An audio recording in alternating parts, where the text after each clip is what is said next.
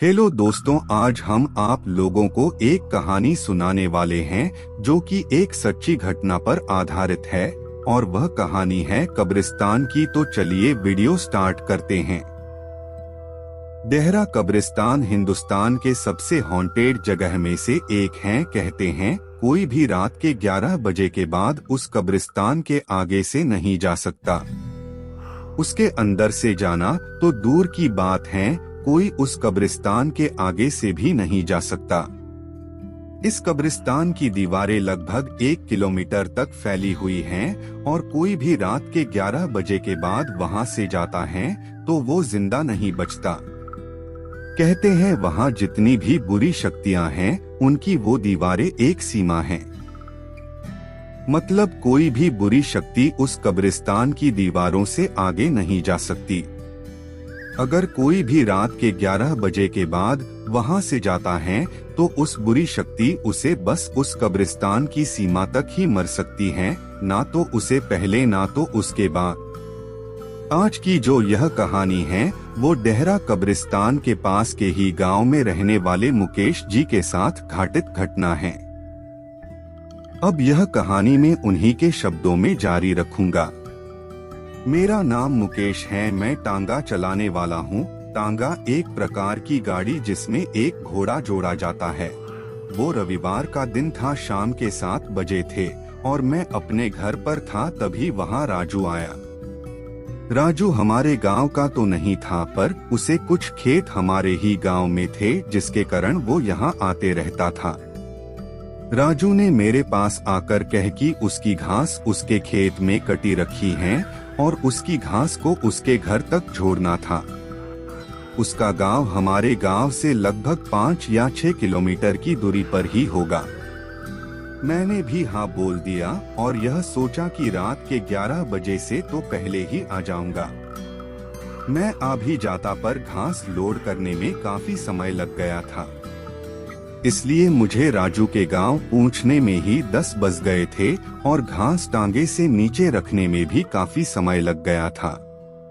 और इसलिए ही वजह से राजू मुझे बार बार अपने ही घर में रुकने को बोल रहा था, क्योंकि उसके गांव से हमारे गांव को बस एक रास्ता था जो उस ही देहरा कब्रिस्तान के आगे से होकर जाता था। एक बार को तो मेरा दिल भी राजू की बात मान जाने को कर रहा था, पर मैं घर नहीं गया तो मेरे घर वाले परेशान हो जाते। ना मेरे पास कोई फोन था और ना ही मेरे घर वालों के पास। मेरे घर में मेरे 2 छोटे छोटे बच्चे, मेरी बीवी और मेरे माता पिता थे। मुझे उन सब की चिंता ने आने पर मजबूर कर दिया था। और अब मैं उस ही कब्रिस्तान के पास आ गया हूँ। मैंने अपनी घाटी में समय देखा, रात के 11 बज चुके थे। पहले तो मैंने लौट जाने को सोचा, फिर मैंने किसी तरह हिम्मत करी और आगे बढ़ा। मैं अभी कुछ ही आगे गया था, तभी मुझे ऐसा लगा कोई मेरे टांगे पर आकर बैठ गया हो। मैंने एकदम से पीछे मुड़कर देखा, पर वहां कोई नहीं था। पर मुझे अभी भी यह लग रहा था कि कोई मेरे पीछे बैठा हो। फिर जब मैं थोड़ा और आगे बढ़ा तो मेरे टांगे में जैसे वजन बढ़ गया हो। मैं जैसे जैसे आगे बढ़ रहा था टांगे में भी वजन बढ़ते जा रहा था। अब पीछे इतना वजन हो गया था कि मेरा टांगा आगे से थोड़ा थोड़ा उठने लगा था और मेरा घोड़ा भी अब लगड़ा लगड़ा कर चल रहा था। मैं अब समझ गया था कि वो इसमें आ गई हैं और अब शायद मैं ना बच पाऊंगा। फिर मुझे अपनी मम्मी की बात याद आई। उन्होंने मुझे बताया था कि यह भूत और आत्मा आग से थोड़ा डरते हैं। तभी मैंने अपने जेब में रखी बीड़ी निकाली और मैं बीड़ी पीने लगा। जैसे ही मेरी एक बीड़ी खत्म होती मैं दूसरी जला लेता। ऐसा करते करते मेरे पूरी बीड़ी खत्म हो गई।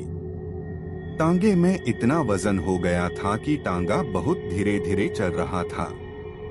इसलिए मैं अभी कब्रिस्तान को आधा भी पार नहीं कर पाया था। सर्दी का समय था, इसलिए मैंने काफी कपड़े पहने थे। जैसे ही मेरी बीड़ी खत्म हुई तो मैंने जो कंबल उठा हुआ था उसे उतारकर मैंने उसमें आग लगा दी और कंबल की आग खत्म होने ही वाली थी तभी मैंने अपना स्वेटर निकालकर जला दिया और स्वेटर की आग खत्म होती उससे पहले मैंने अपनी कमीज निकालकर जला दी। जान बचाने के लिए कुछ तो करना ही था, इसलिए मैं अपने शरीर में पहने सभी कपड़ों को जला रहा था। ऊपर के सभी कपड़े खत्म होने पर मैंने अपने पैजामा को उतारकर उसमें भी आग लगा दी। अब बस मेरा एक कच्चा ही बचा था। उसे पहले मेरे पैजामे की आग खत्म होती उसे पहले ही अब कब्रिस्तान की दीवारें खत्म होने वाली थी। जैसे ही मैंने कब्रिस्तान पार करा तो देखा एक बड़ी ही भयानक सी औरत मेरे टांगे से नीचे उतरी और उनसे कहा, आज तो बच गया तू, पर अगली बार आया तो नहीं बचेगा। इतना बोलकर वो वही खड़ी रही और मैं अपने घर की ओर चला आया। उस दिन से मैं कभी उस रास्ते से रात में नहीं जाता। हेलो दोस्तों, तो आपको यह कहानी कैसा लगा? अगर आपको अच्छा लगा तो मेरे चैनल को सब्सक्राइब करके बेल आइकन को दबाना ना भूले ताकि आपको हर वीडियो की नोटिफिकेशन पहले पहुंचे। तो चलिए मिलते हैं अगले वीडियो में, तब तक के लिए बाय। वीडियो देखने के लिए थैंक्स।